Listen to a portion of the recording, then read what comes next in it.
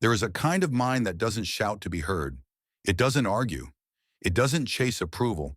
It simply enters a room and everything, ambition, deceit, flattery, rebellion, freezes.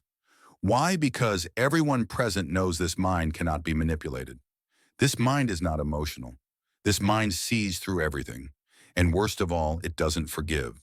This is the kind of mind Machiavelli would cultivate in secret, not to show off, not to intimidate, but to control. He called it the ruthless mind, not because it's cruel, but because it's immune. Immune to weakness, immune to guilt, immune to noise. And once you build it, you don't need to command obedience. People offer it to you willingly. The foundation of this ruthless mind begins with clarity of purpose. Most people are confused. They don't know what they want. They don't know what they serve. They swing between pleasure and guilt, ambition, and fear, loyalty and resentment. And because their goals change with their emotions, their mind can be manipulated by anything, a compliment, a threat, a distraction. But the ruthless mind bends everything to one purpose.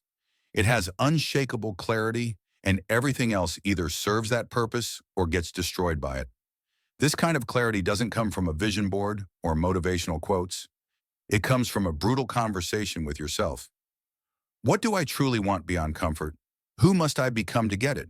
What am I willing to lose along the way? Once these questions are answered, the noise disappears. You stop explaining, you stop hesitating, you stop reacting to opinions. Purpose becomes your armor. Distraction becomes your enemy. Emotion becomes your tool. Most people drift, you drive, and that difference terrifies them. The second foundation of the ruthless mind is absolute control over emotional output. Understand this: people don't fear what you feel.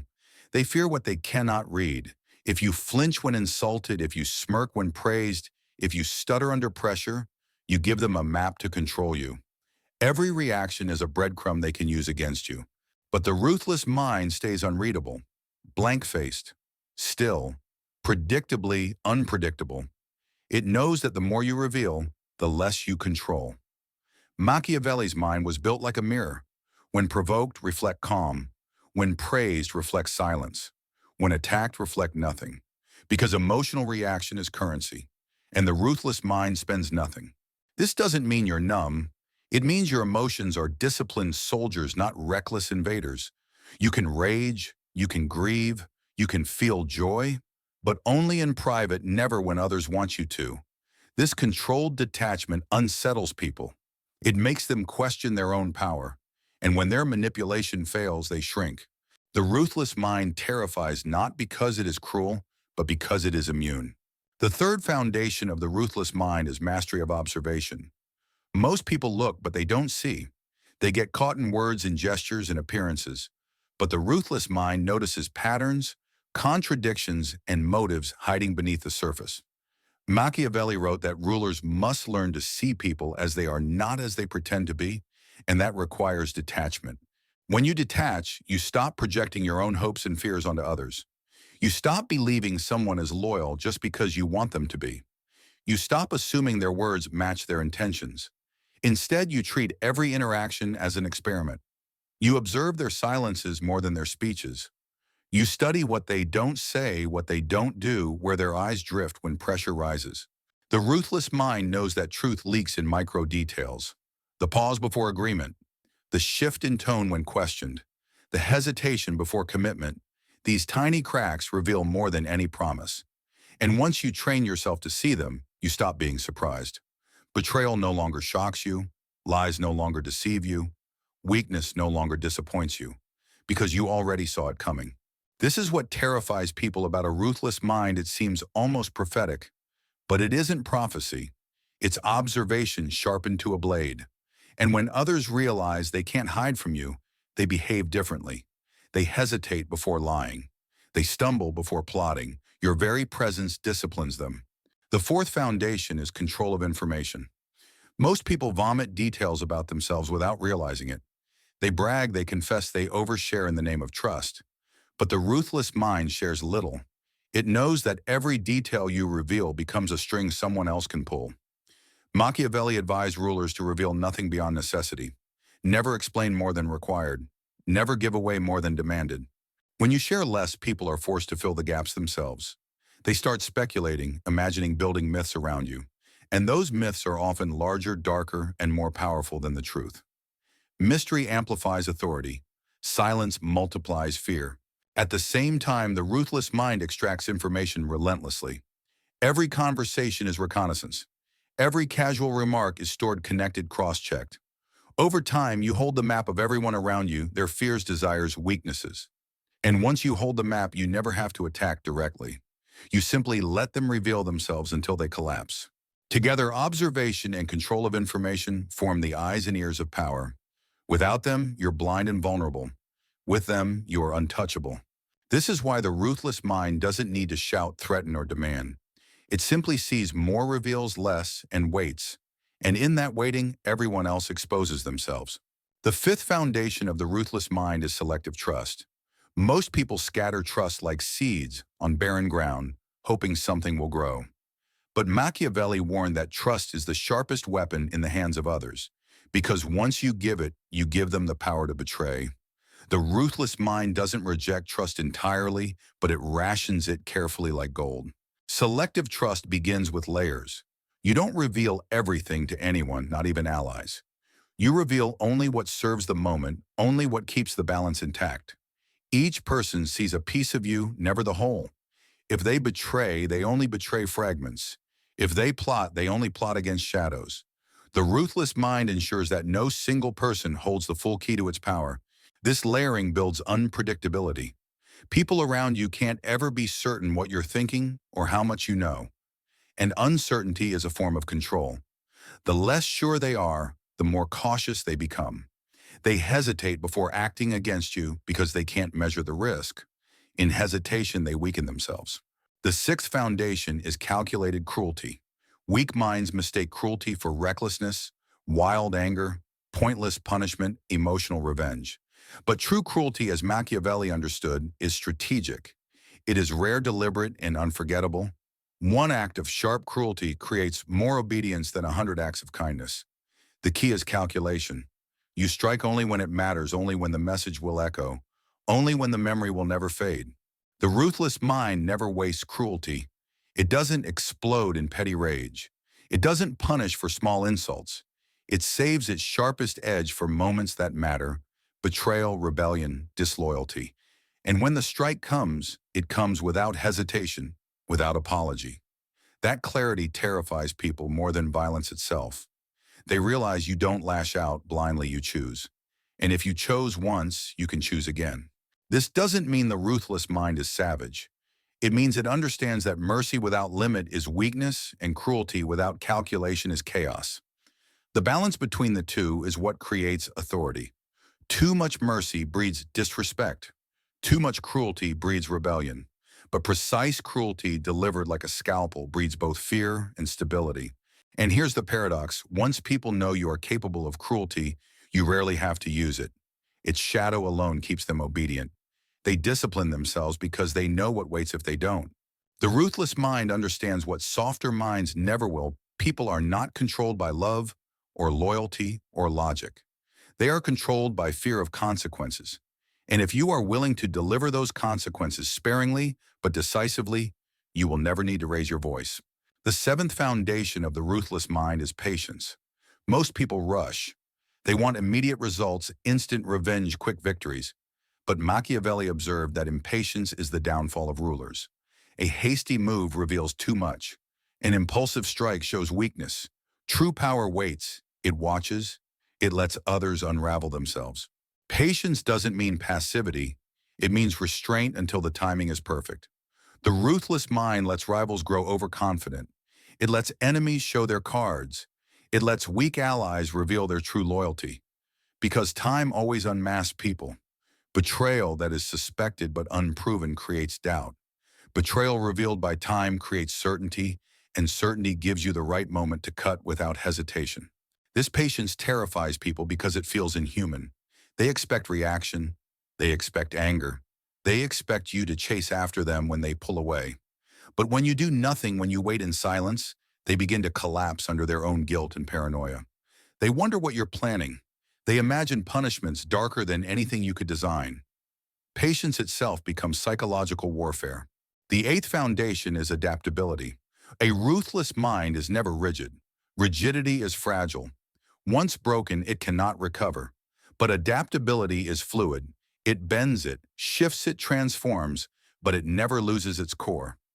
Machiavelli advised rulers to be both fox and lion, strong when strength is needed, cunning when cunning is required, never predictable, never stuck in one role. Adaptability is not weakness, it is survival. The ruthless mind knows when to speak and when to stay silent, when to strike, and when to step back, when to appear merciful and when to appear merciless. Each move is chosen, not forced. People who cannot adapt become prisoners of their own image. But those who can adapt become impossible to defeat because no one knows which version they will face tomorrow. This adaptability also prevents stagnation. Power shifts. Times change. Rivals evolve. If you stay frozen, your methods expire. But if you bend with the storm, you outlast those who resist it. A rigid tree snaps in the wind. A flexible one bends, then rises again. Together, patience and adaptability create an aura of inevitability.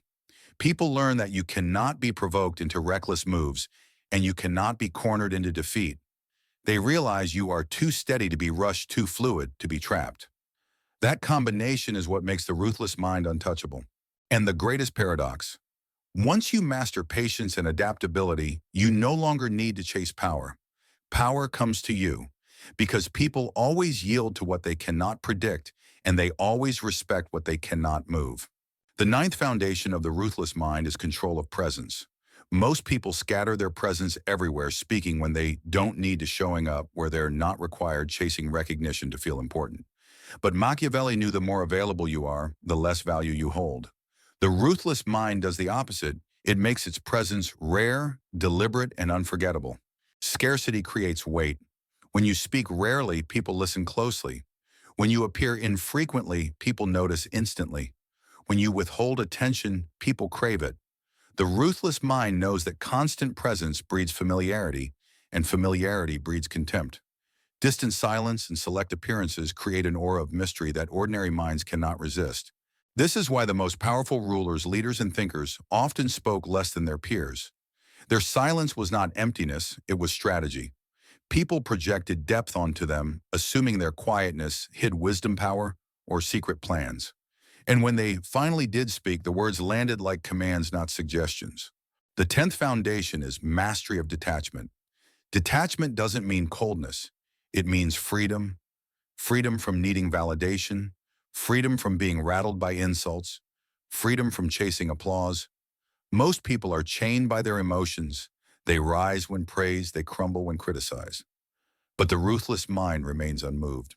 When you are detached, you don't fear losing people, possessions, or status. You understand that everything can be taken, and yet nothing can touch the core of who you are. This terrifies others because they cannot bargain with you. They cannot lure you with gifts or manipulate you with threats. You stand apart, untouchable, not because you have everything, but because you need nothing. Machiavelli would argue that this detachment is the highest form of strength. The ruler who clings to approval is ruled by his subjects. The man who clings to wealth is ruled by circumstance. The one who clings to love is ruled by fear of loss. But the one who can let go he rules himself and therefore rules all. Presence and detachment work together like shadow and flame. Presence makes people crave you. Detachment keeps you from craving them. Presence draws them in. Detachment keeps you free. And this balance creates something most men never achieve: authority without chains. The ruthless mind knows when to appear, when to vanish, when to connect, when to detach. And through this rhythm, it becomes not just feared, but unforgettable. The 11th foundation of the ruthless mind is mastery of framing. People don't live in reality, they live in the frame you give them. Two men can experience the same event, but the one who controls the story controls the meaning. Machiavelli understood this deeply. Power is not in facts, but in perception, and perception is built by framing. Most people surrender their frame immediately. They defend themselves when accused. They explain themselves when questioned. They justify themselves when doubted. In doing so, they accept the other person's frame and play inside it. But the ruthless mind never accepts another's frame. It sets its own. When attacked, it doesn't defend, it redirects. When questioned, it doesn't explain, it reframes. When pressured, it doesn't fold, it redefines the entire game. For example, if someone accuses you of arrogance, the weak mind explains, I'm not arrogant, I'm confident. The ruthless mind reframes. Arrogance is what the insecure call clarity. The frame flips, and suddenly the accuser looks smaller. You didn't defend yourself, you made their attack irrelevant. Framing is not about lying. It's about deciding which story dominates the room. And once your frame dominates, people obey it unconsciously. They don't argue facts, they bend to your narrative. The 12th foundation is selective mercy. Most rulers believe they must choose between cruelty and kindness. But Machiavelli argued that both are tools, one sharp, one soft. The ruthless mind uses both, but never at random. Mercy is given strategically to magnify loyalty or to stabilize fear. It's not a habit, it's a weapon. When mercy comes, rarely it has weight. The loyal remember it. The weak are disarmed by it. The crowd speaks of it for years. But when mercy is constant, it loses value. People stop seeing it as generosity and start seeing it as obligation. What was once a gift becomes expectation. And expectation is the enemy of authority. So the ruthless mind chooses mercy like a surgeon chooses where to cut. Sparingly, deliberately, always with an outcome in mind. Mercy to the loyal reinforces their loyalty. Mercy to the guilty creates debt. Mercy to the crowd inspires fear of losing it. But mercy to the wrong person, the coward, the gossip, the traitor, spreads rot. And rot, once spread, cannot be contained. Together, framing and selective mercy shape not just actions, but atmospheres. Framing controls the narrative. Mercy controls the memory. One decides what people think in the moment. The other decides what they remember afterward. And when both are mastered, your influence extends far beyond the room into the stories people whisper long after you've gone. The ruthless mind understands power isn't only about what you do, it's about how it's remembered. The 13th foundation of the ruthless mind is mastery of silence. Not silence as absence, but silence as strategy. Most people panic in silence. They rush to fill it with explanations, apologies, or nervous chatter. But Machiavelli knew silence unsettles. Silence forces others to reveal themselves. Silence turns every room into your battlefield. When you stay silent, others project onto you. They imagine your thoughts, your judgments, your plans, and their imagination is always darker, sharper, and heavier than anything you could have said. This is why the ruthless mind doesn't waste words. It speaks only when words will change the room. And the less you speak, the more weight your voice carries when you finally do. But silence is not just about withholding speech, it's about withholding closure. The ruthless mind knows that leaving things unsaid creates obsession. People linger on what they didn't hear. They replay conversations in their heads. They invent meanings in the gaps. And in those gaps, your influence grows larger than your presence. The 14th foundation is invisibility. Power is not always loud and visible. Often it's strongest when it moves unseen. The ruthless mind understands that sometimes the greatest strike is the one no one can trace back to you. Influence works best when it feels like fate, not like force. Machiavelli advised rulers to act through others to let allies or enemies carry out moves, while the ruler himself remained untouched.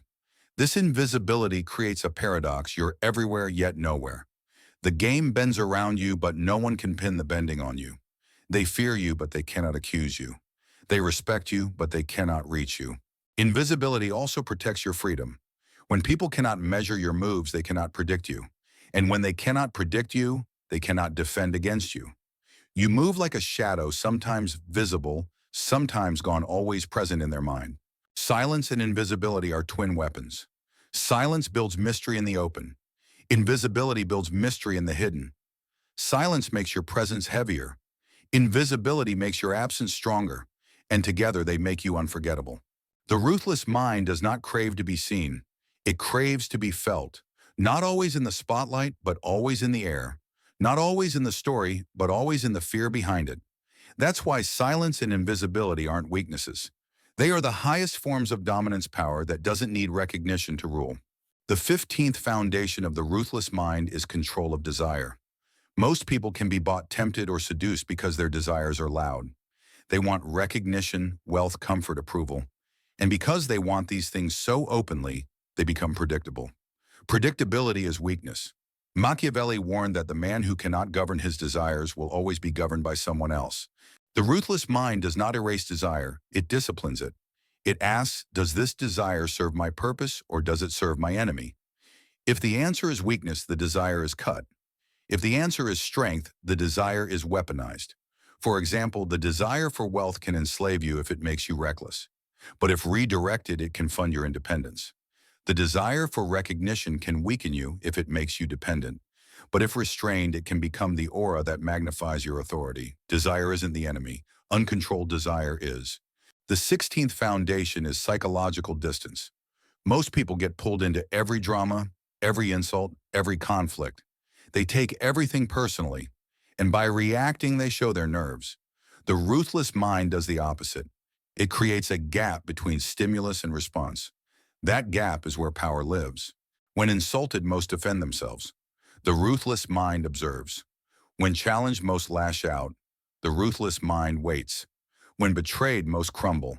The ruthless mind calculates. This distance doesn't mean apathy, it means perspective. It allows you to respond with precision, not impulse.